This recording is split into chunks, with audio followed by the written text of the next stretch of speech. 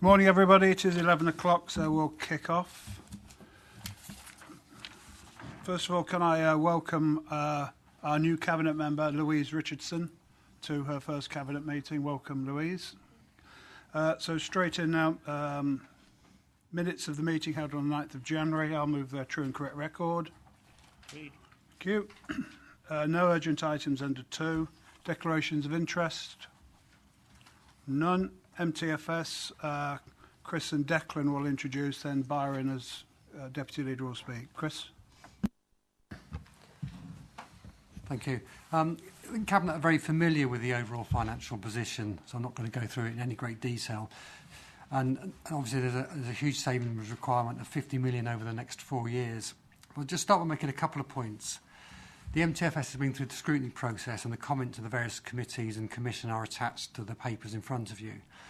And we've also been through a public and business consultation, and this has taken place. And again, the results are attached in the papers. You need to recognise the consultation was time limited, and this has impacted on the number of responses. Even so, I think if you look back to 2010, there has been a general softening of public opinion around council tax increases. At the time of the consultation, a 4% council tax increase was proposed. Even so, a third of the respondents were in favour of an increase above 4%. The changes in the Mtfs following the scrutiny are set out in paragraph 63, page 13 of the papers. And again, I'm not going to go through all the changes, just to pick out some of the key ones. In the final settlement, the government allowed a little more flexibility on council tax, and the proposed budget is now based on a 2.99% increase in core council tax and a 3% increase in the adult social care precept. There's also been some increases in the council tax forecast from district councils and some other fairly minor income changes. And members will recall, I think last spring, Cabinet did encourage districts to more accurately forecast their council tax increases, and I think the benefits of that are coming through in terms of this budget. The proposed budget allocates the extra core council tax increase of 2.7 million in the following way. There's £1 million in each of the next 2 years for supporting Leicestershire families. We do know that the National Troubled Families programme is coming to an end, but what we don't know is the details. The extra money will allow a period of time for the council to respond in a considered way to the government proposals around their Troubled Families scheme. There's also an extra £600,000 for highways, which will be spent on issues such as potholes and drainage, £100,000 for the support fund for libraries, and £1 million to cover the implications of the proposed pay award. The extra 1% adult social care precept will be allocated to support the supported living projects for disabled adults. The balance of funding from the other income that I mentioned earlier will be used to fund a long list of extra capital projects, and these include things such as speed cameras, IT and digital, the Melton Mowbray Distributor Road, and potentially sprinklers in schools. There is a very long list of extra capital projects, and it could be in excess of a £100 million bill associated with those projects. In the final settlement, which was announced earlier this week, there was an extra £1.5 million, which is one-off for next year only, and that could be allocated for adult social care in line with the proposals from government. There were no further changes in terms of the final settlement. There is no doubt the outlook is very difficult. Next year, the council will need to make nearly £18 million worth of savings, and there are more savings thereafter. Also, in the final 2 years of the 4-year Mtfs, there are some gaps: 4.5 million in year 3, rising to 13 million in the final year of the Mtfs. Even so, I would say that the council is in a relatively strong position compared to a lot of other county councils. And although the plan is tough, it is deliverable. Thank you, Chris. Can I ask you to note we've received comments from Simon, Leader of the Liberals. This is marked Appendix 4. Order paper mark 4, yeah. Can I also ask you, Chris, if you'll drop a line to district leaders or their people and thank them for the good work that they've made in predicting their income better. We moaned when they weren't doing it, so now they're doing it. We ought to drop them a note and thank them for their work. So having said that, can I first of all call Byron? Yes, thank you, Chairman. What we're considering today is an update on the initial Mtfs proposals that we put forward at the back end of the last calendar year, and in the light of the provisional settlement. And clearly there has been a slight improvement in some directions, but we've got now the opportunity to deal with a number of problems which arose from that initial draft. And in particular, the major change we're putting forward is this change in the level of council tax. Instead of proposing 3.99%, we're now looking at 5.99%, and the director's just taken us through the reasons behind that and the details behind that. Even so, with that measure and the ongoing effects of the council tax increases in the following years, taking the broader thrust of the 4-year plan, we're still looking in year 4 of that plan to have a gap of £13 million in our funding. We can balance the books for the next 2 years, but after that it starts to drift away. So we're not quite there. However, we do have, and overall, we've got to make £50 million of savings in our revenue budget over that period. And that, of course, adds to the £178 million that we've made cumulatively in previous years. Having said that, we're in a much better position than many other councils. If we were sitting, and on Tuesday, the Cabinet of Northamptonshire will be meeting, and they will be considering this report, somewhat thinner than our report, and it makes very bleak reading. We're not in that position. The reason we're not in that position is because we've tackled the problems much earlier than most councils, most upper-tier councils. We started our cost reduction programs back in 2010 and intensified them from 2012-13 onwards. And we are now rated by the consultancy group Empower, who do benchmarking, as being the most productive council in England. That's the most productive out of 150 top-tier councils. And so we should be, because we've tackled the problems, whereas others haven't. So it would be very much worse for us if we were like some of those councils that have now hit in the news, if we had not tackled the problems. So many of those councils are high-funded councils, but they're high-performing councils as well. We're a low-funded council, but we're also high-performing. And I think we should be rather proud of what we've been able to achieve. All that said, it can't be done without encountering some real problems. And the submission from the Liberal Democrats complains about three of the measures which we are proposing in our savings programmes, none of which are very palatable to any of us. But they're necessary because they're part of the overall programme of cost reduction measures that we still have to implement, and of course there are more in the programme, and indeed some that are not specified because we've still got this £13 million gap. So we're not out of the woods yet, but we are on top of the job. And the important thing is that we are not in any crisis, unlike our other councils, because we can balance the books for the next 2 years.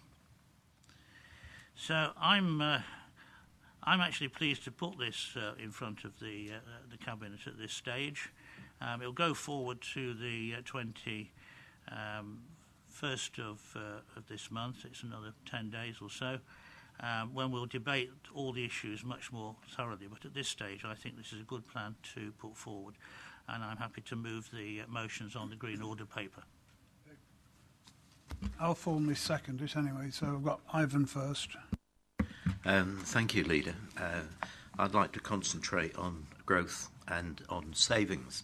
And when you compare the growth for children and family services, it aggregates out at the end of the medium-term financial service to £17.48 million increase. And when you look at the savings, they're kept down at 6.6. So there is an overall growth factor within the Children and Family Service Department. When you consider that over the last few years, we've already put £11 million in to children's social care to deal with the increased numbers of children coming into our care, there are some very impressive figures here.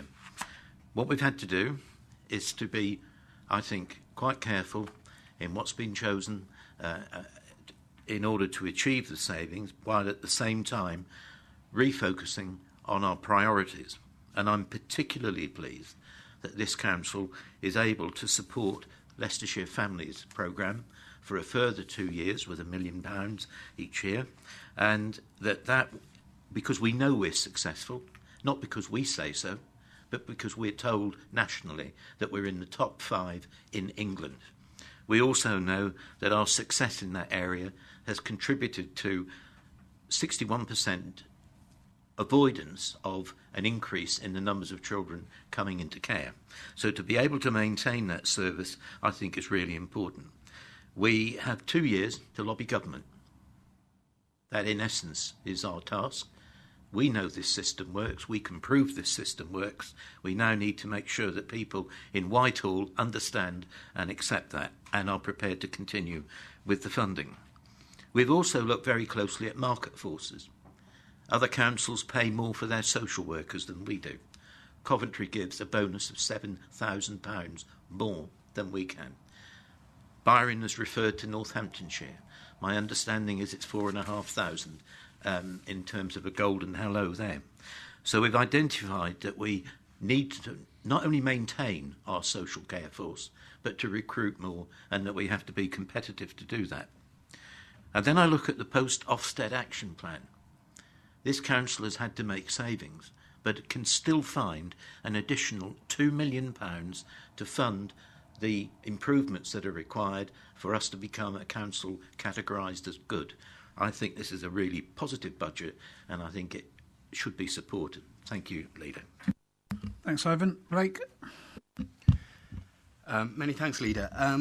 I just want to focus on one of the growth items on the environment and transport budget.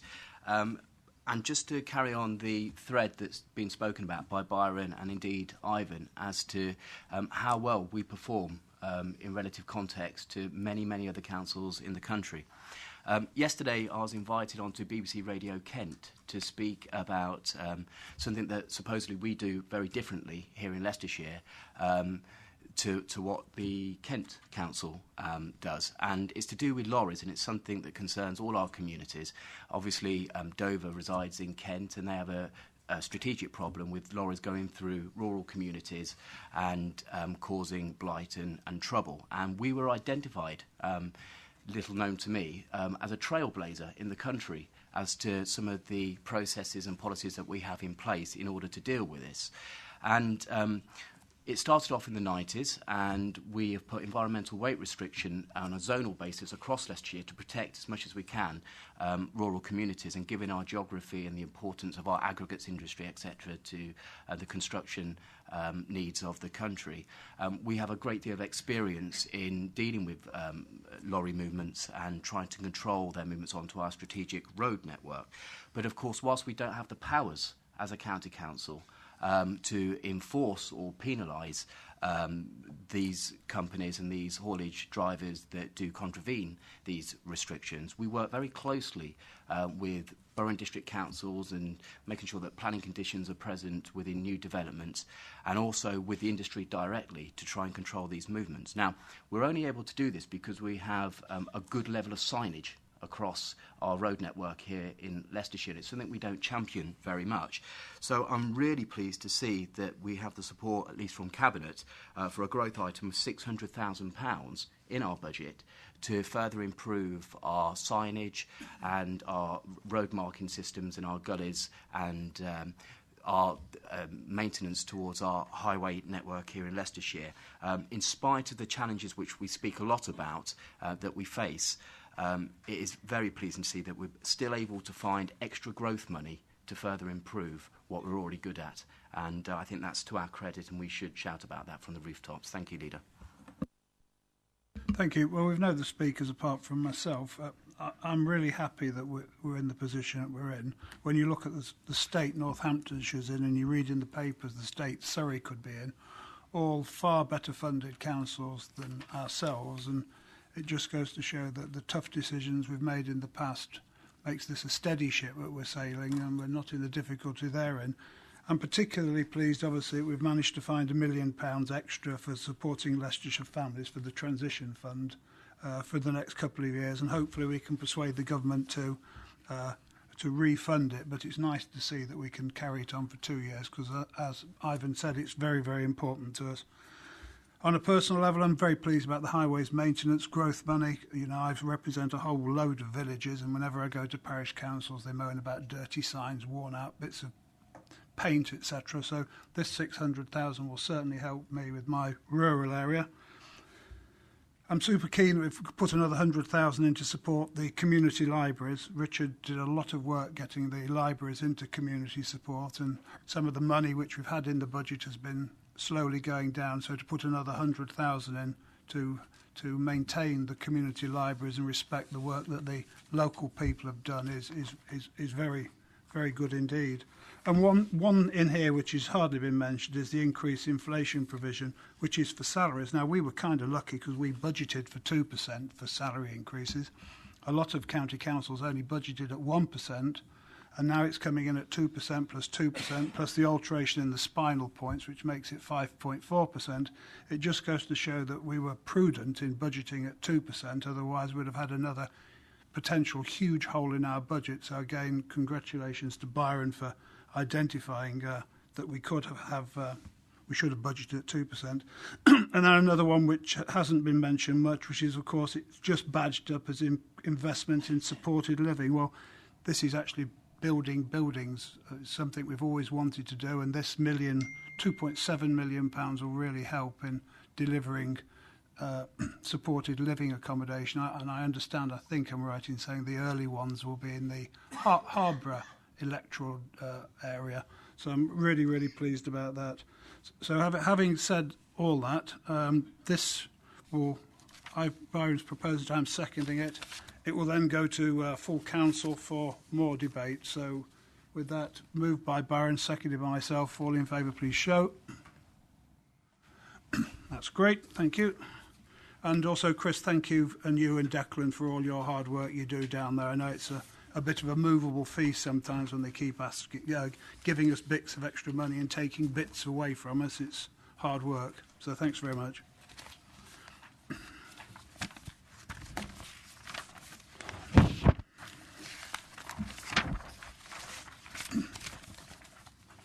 Morning. Agenda item 5 is so-called detox. It's the performance update. Provides an update on progress against the revised NHS targets associated with improving detox. Forms part of the Leicestershire Better Care Fund for 17-18 and 18-19. Helen Seth, the Interim Director of Health and Care Integration, will introduce the report. Then Rich will speak as the Cabinet Lead Member. So I don't think we've seen you here before, have we, Helen? So welcome. Thank you very much and good morning. The purpose of the report is to give you an update on performance against the national target for delayed transfers of care. As colleagues will remember, Cabinet reluctantly agreed and took the decision to accept an accelerated trajectory to achieve the 3.5% improvement in reduction in occupied bed days back in November. But also at that time took into consideration the significant potential risk of financial penalties were we not to have achieved that target.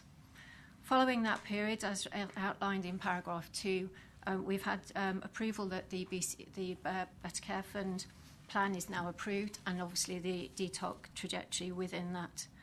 We've also had confirmation following a letter from the Secretaries of State for Department of Communities and Local Government and the Department of Health that due to an improving trajectory and improvement pattern across Leicestershire, that no financial penalties, in particular in respect of the IBCF funding, would be applied in 2018 and 19.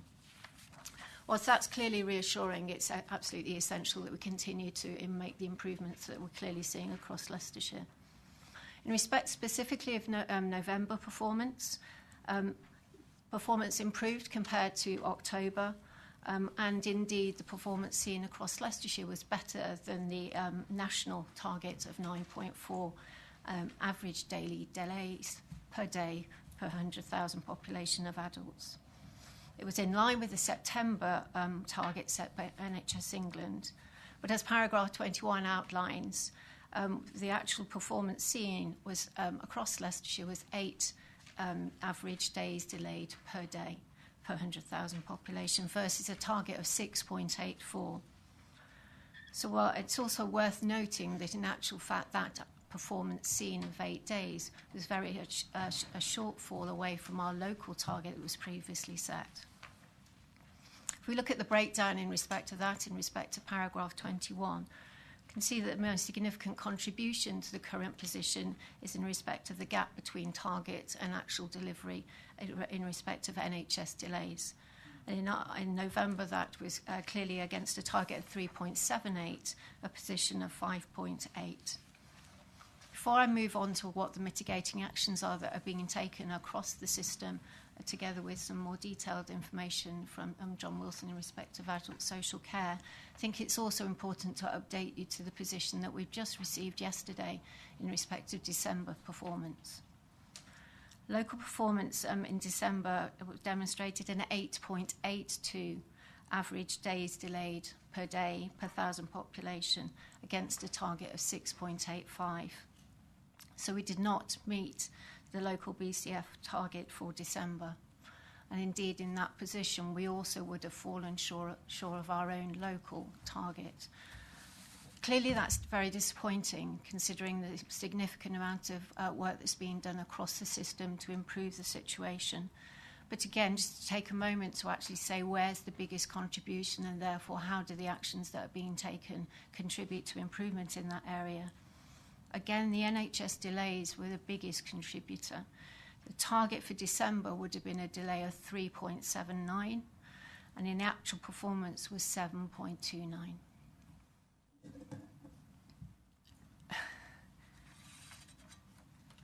Biggest contribution to that in respect to December was a significant increase in the number of delayed transfers of care in respect of UHL, which has actually been performing extremely well. Whilst that increased in December, looking at the most recent data in January, that has now fallen back to the sort of level we were seeing in November. So there's a significant peak and trough. In contrast to that, previously LPT had been struggling, and in actual fact in December, at the beginning of December, they saw the lowest delays that they have seen all year. But that actually started to increase again when we came out of December into January. So clearly there's a lot of volatility in respect of the NHS delays. I'll ask John to give a bit more detail around what adult social care are doing. So in respect of key remedial action that's been taken, this is outlined in paragraph 23 to 34. But just to pick up on a couple of items, throughout December there were multi-agency discharge events where all parties across the system seek to try and identify themes that they can continue to work on in a particularly focused area. That was clearly to try and cover the Christmas and post-Christmas period. But some of those themes are still areas where we know there's more work to be done. So, for example, for UHL, the implementation of the CHC decision support tool and the timeliness of those evaluations. And a shared challenge across health and social care partners is tackling patients who have no recourse to public funds. So that's just a couple of examples in that area. UHL have clearly implemented an integrated discharge team who continue to work very well in collaboration with partners. But I think the volume in so much of particularly what happened in December continues to be a challenge.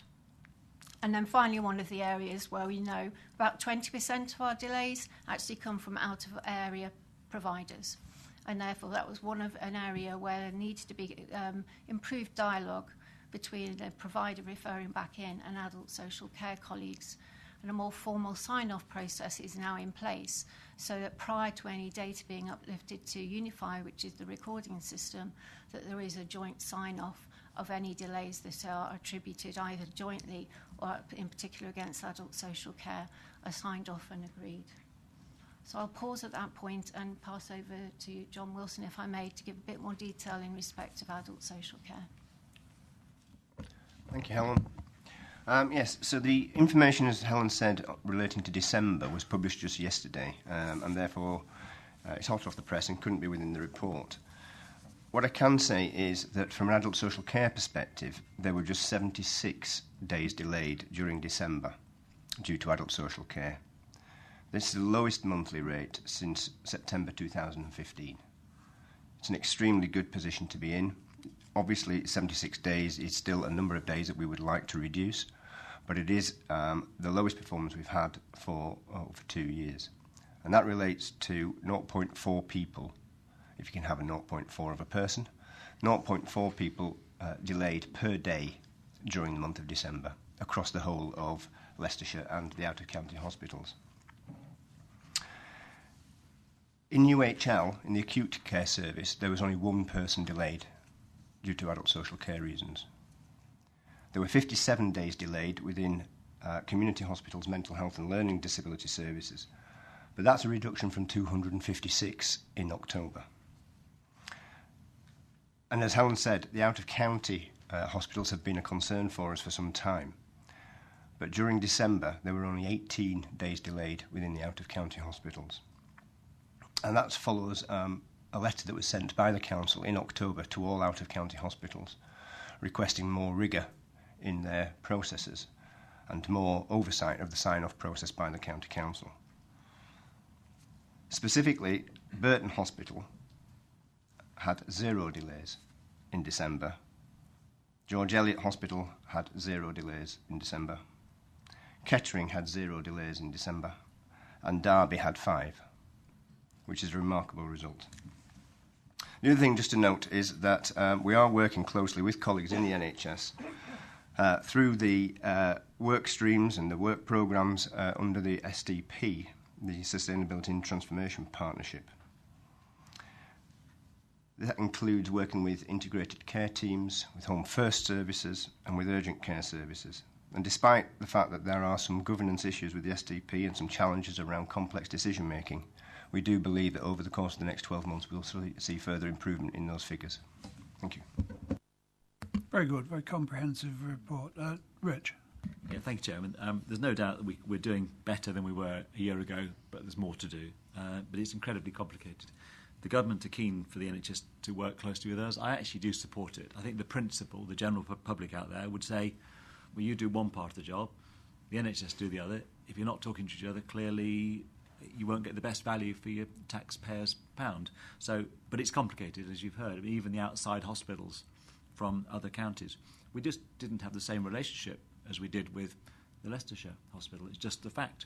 And I think the hard winter, Chairman, has made a massive difference. I mean, the government were preparing for a hard winter, and then we got an even harder one. I mean, it has gone on and on. Of course, that makes a massive pressure on the hospitals, which feeds down to us. I'm very pleased that we're working close together, but you've heard a few ideas of how we're going to improve it, because we've got to get that figure down. I'm actually pleased with the progress we've made now, but John and I are working very closely to make sure we can get as close to the target as we possibly can in the year ahead. And I'm happy to move the motion on the Green Order paper, page 3 and 4. Thank you, Rich. Pam? Thank you, Leader. I'm happy to second the motion on the Green Paper. It just proves that by working with partners, working together, that we've got this very good news to start off the new year, and I look forward to seeing improvements in those figures. Thank you. Okay, I have no other speakers. Thanks for your report, Helen, very detailed, and yours as usual, John, very good. All in favour, please show. Thank you. Thank you, Helen. Thank you, John.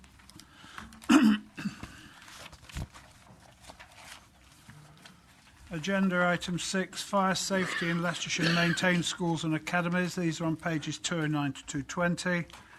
This report advises of action taken to ensure the continued safety of pupils and other occupants of maintained schools and academies within Leicestershire following the Grenfell Tower disaster. The report also updates us on ongoing work to develop a county fire safety and sprinkler policy. David, you're doing this, aren't you, David, now? David Atterbury will present the report, and then Byron, because he's got responsibility. David? Oh, I was told you weren't speaking, Chris. Are you now speaking? Very good. Yeah, David will introduce the report. Just as by way of introduction, obviously Grenfell Tower was a real tragedy, and although the County Council isn't a housing authority, our response was to review our approach to fire safety across our services. This report outlines the work completed in respect of schools, both academies and maintained schools, and David will kind of take us through the details of that now. Thank you. As Chris says, since the Grenfell Tower tragedy in June last year, there's been considerable interest in fire safety in public buildings. In terms of the Department for Education, they wrote directly to the local authority and also to academies and the respective dioceses in June and July of last year to seek assurances around fire safety. Their particular area of concern at the time was in respect of buildings that had residential facilities, were over 18 metre in height and also had a particular type of aluminium cladding. There are none of those buildings that have been identified in Leicestershire. As Cabinet members will know, academies are directly responsible for their own buildings, and that responsibility extends to matters of fire safety. Nevertheless, as a local authority, we have a duty for the safety and well-being of pupils, irrespective of the schools that they may attend. With that in mind, we have taken the view that we need to secure information from all schools, and paragraphs 28 to 35 outline the process that has been followed to secure that information. I won't go into detail here, but suffice to say that we now have a 100% response from all schools. It has taken a while to secure information from academies, or some academies should I say in particular, but that response does now show that all of our schools are compliant with fire safety regulations as they stand. Nevertheless, we have identified that from the documentation they have provided that there is more work to do, and that work is now being followed up by officers. Since 2008, it has been practiced to install sprinkler systems in all new build schools and significant extensions of schools, unless, of course, risk assessment showed that this was not necessary. Nevertheless, in the light of Grenfell, it is now timely to review our risk assessment policies and to make sure that we have a clear policy and risk assessment procedures in place, and that work is now progressing, and the intention is that that will be brought back to Cabinet in the early summer. Paragraphs 43 to 48 outline the position for new build schools in recent years. Again, I won't go into detail, but I would draw your attention to paragraph 48 and to highlight that the DfE, as part of their Priority Schools Build programme, are intending to rebuild 4 Leicestershire schools. They are directly in contact with those schools, all academies, about that programme, and we are pressing the DfE to ensure that all of those new builds do actually include sprinkler systems. Clearly, there are significant resource implications here. At this stage, though, it is not possible to either be precise about funding requirements and responsibilities. We expect the position to become clearer in future months as the DfE confirm advice after the Grenfell report is produced. In summary, as a local authority, we have done a considerable amount of work, and much more than others, to confirm Leicestershire schools are safe. Nevertheless, there is more work to be done, and this is now in progress. The recommendations ask for this position to be noted and to agree that this further action should now be progressed as planned. Thank you. Thank you, David. Byron? Yes, I'd like to thank David and his team, and indeed Chris and his team, because the property people have done a lot of work on this. And fortunately, they've come forward with reports which show that overall we are in a reasonable position. Whereas, of course, as we know throughout the country, there are issues with buildings elsewhere. following the terrible tragedy in Kensington and Chelsea at the Grenfell Tower. Clearly, the government now have got this under intense consideration. So it's comforting to know that we are compliant with all the regulations as they currently stand, and that where any issues that arise we are dealing with. What we can't anticipate yet, of course, is what might change. I suppose at one end of the spectrum you could have a programme nationally to retrofit all schools with sprinklers. That would be an enormous programme and cost goodness knows how much, and certainly would be a major issue for us.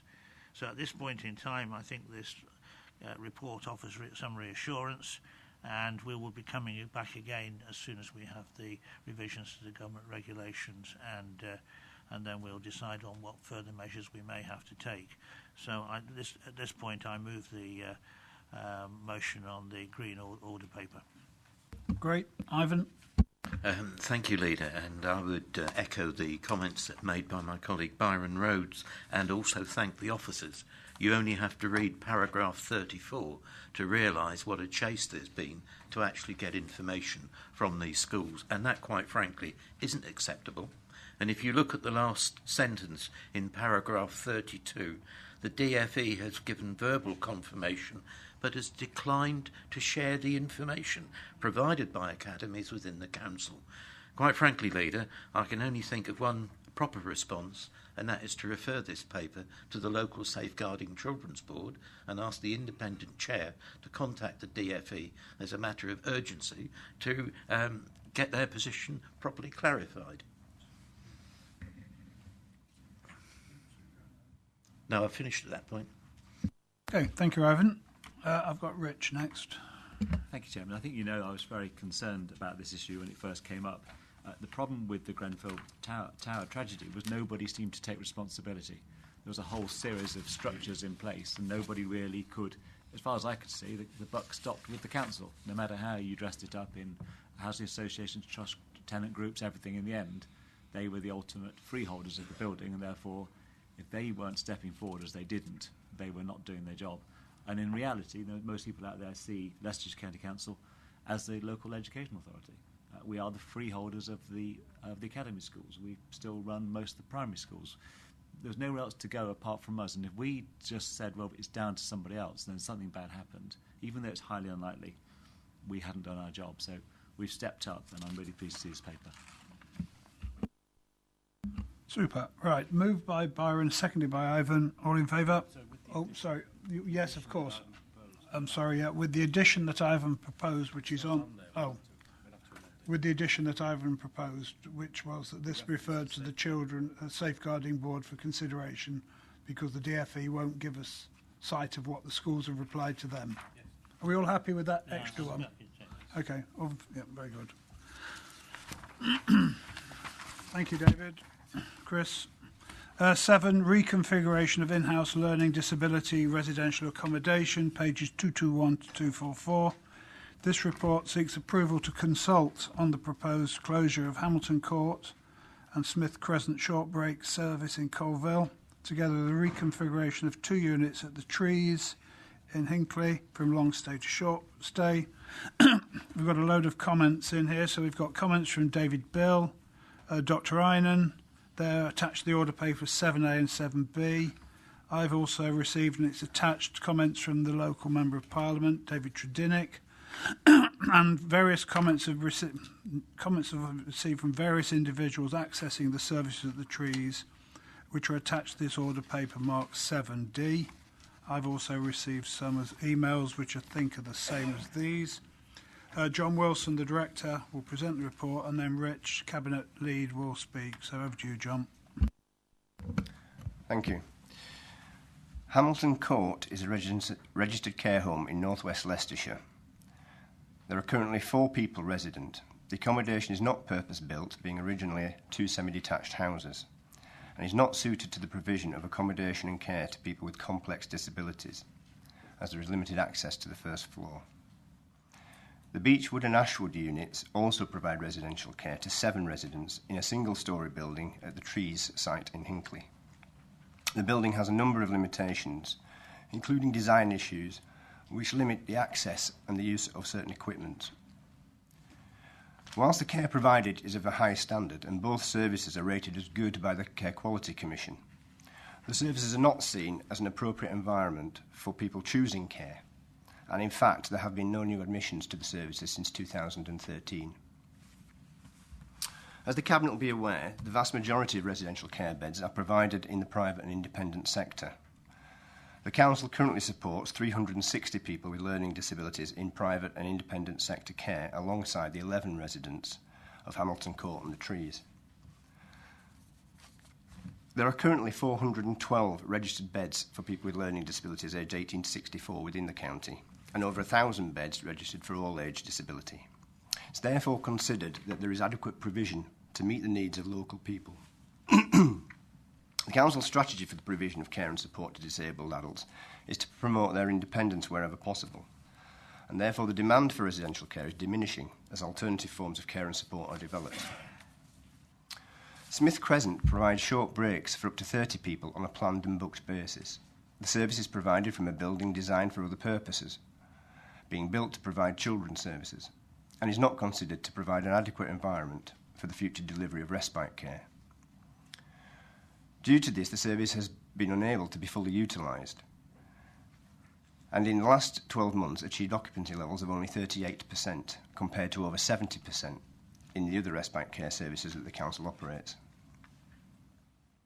The independent and private sector do not provide respite care or short breaks to any large degree, and the Council is the main provider of care. Should the proposals go forward, individuals who use the short break service at Smith Crescent will be supported to have their short breaks from other services within the authority, at Wigston, in Melton, and potentially through a reconfigured service at the Trees. Due to the current challenges in providing services from the existing buildings and the lack of demand for long-term care, the Council, in Council-operated care homes, is proposed to consult on the future delivery of services. Specifically, we wish to consult on the closure of Hamilton Court and Smith Crescent and the remodelling of Beechwood and Ashwood. The formal consultation process is intended to commence on the 19th of February and run for 8 weeks until the 15th of April, following which a detailed report of all the consultation outcomes will be presented to Cabinet in June. Officers of the Council have met with or spoken with relatives and carers of the residents in the care homes and the people who use the short break services to inform them of the proposed consultation. We fully understand the proposed changes are extremely difficult, both for residents and their families, and we understand that the anxiety and the concern that people will feel as a result of these proposals. The consultation will give everybody the opportunity to have their say and make their representations. Throughout the consultation period, we will support people, if required, to contribute to their views. And without prejudicing the outcome of the consultation, we will have individual conversations with people about the future care options available to them. We will also work closely with colleagues to understand the future opportunities that may be present on the Smith Crescent and Hamilton Court site to inform the outcome of the consultation. Thank you. Thanks, John. Rich?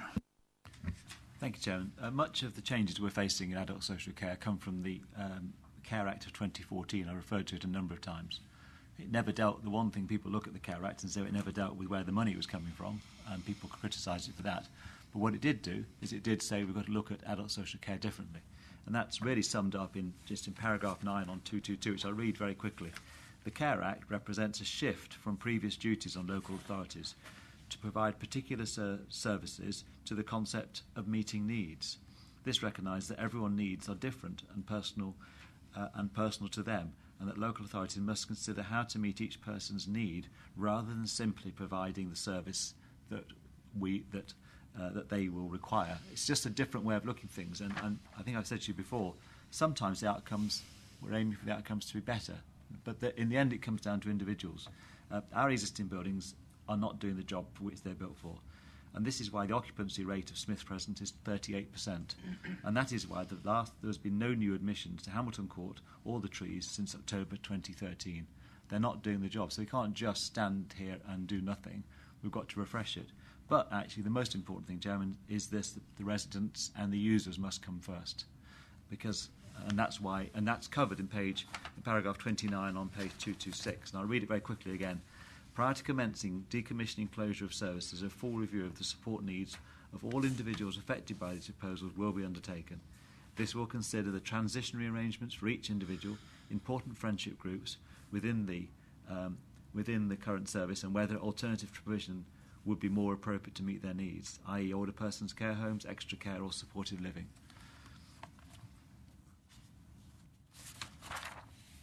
We've not made any decisions, Chairman. I think it's really important. Nothing has been ruled in and nothing is ruled out. I'm incredibly concerned about the process that this is going to be for the individuals that are affected.